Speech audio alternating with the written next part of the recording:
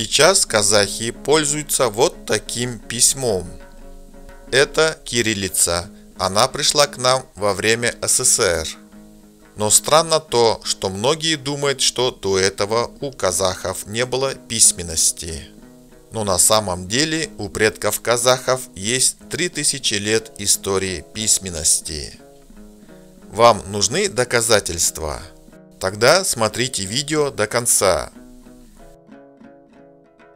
До кириллицы казахи использовали общий тюркский латинский алфавит Яналив, но это длилось недолго, всего 10 лет. А до этого несколько веков казахи использовали персидскую письменность.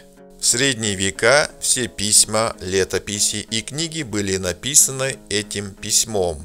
Эту письменность до сих пор используют казахи в Китае, Иране, Афганистане и других странах. Но и это нельзя назвать нашей письменностью, ведь она все-таки персидская. Но тогда какой была письменность, которая появилась у самих предков казахов?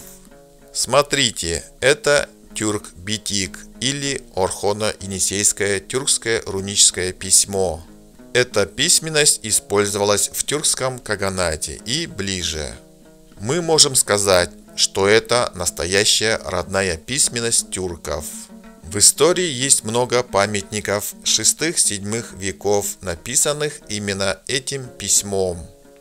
И эту письменность поймет каждый казах, узбек, кыргыз, ногай, уйгур, турок. В общем, каждый носитель тюркского языка может свободно прочитать и понять эти тексты. Ладно, это 6 век, а до этого была ли письменность у предков казахов?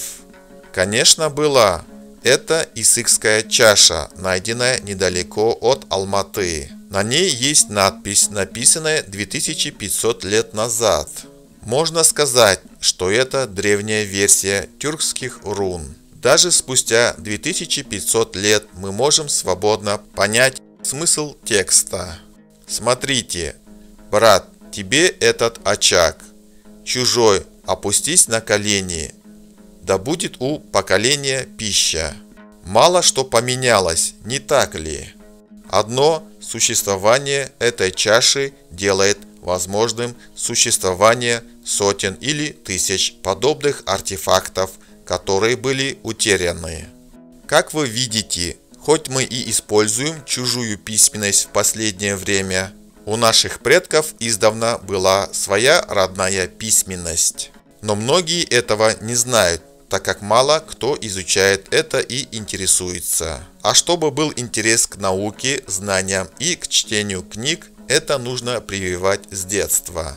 Независимо от возраста, если с детства читать ребенку казахские сказки, научить читать книги на казахском, завтра, когда он вырастет, он продолжит читать и интересоваться. Даже тем, кто еще не умеет читать, можно дать такую раскраску и начать его знакомство с культурой Казахстана.